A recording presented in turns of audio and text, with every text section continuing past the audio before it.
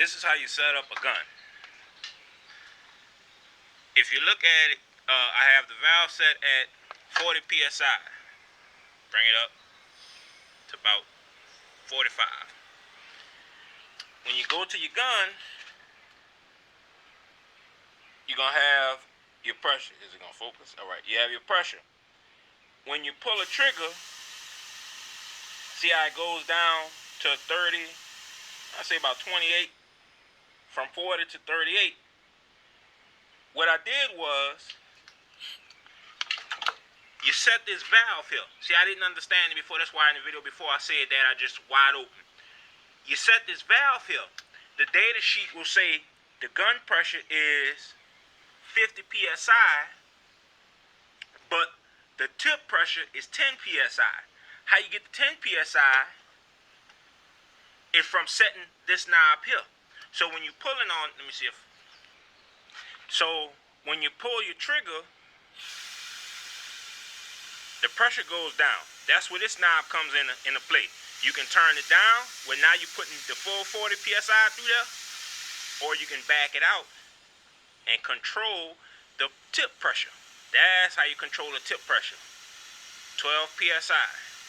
The gun has the gun has 50 from the tank. The tip has 12 psi. That's the difference. See, it's not pumping 28 psi. It's pumping 12 psi. People have a misunderstanding. They read it wrong. They have a misunderstanding and they reading the gauge wrong. It's not 28 pounds of pressure going through there. It's 12. When you increase it, now you get into the maximum pressure. And that's what that controls. Now what happens when you're using the manufacturer spec? You actually get the high volume of fluid and a low pressure. That's the low pressure. And as you can see, let's see if I can find a backdrop. That's how you get the high volume, low pressure. The thing is, it's a slow process when you do that, but it meets the regulations and all that other legal stuff that they have going on with the paint guns, with the VOC and everything. It's a slower process, but it controls the overspray. It controls the overall output of it.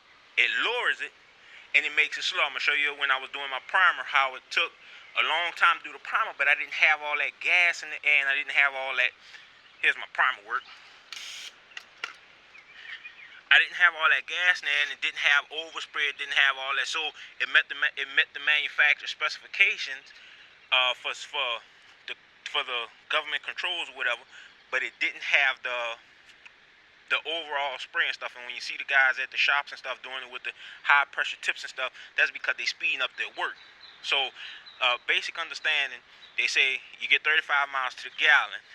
But if you drive, you got a 500 horsepower car, and you're getting 35 miles to the gallon, but you're not driving it at the stated speed limits that the government have set. You driving it the way you want to, 80 mile an hour, 90 mile an hour, and you're not gonna see that. So as long as they have a stated specification that they can meet, it meets the government regulations, and therefore they can sell it. Now, what you get when you're on the street, that's all on you. So that's the best way I can explain it.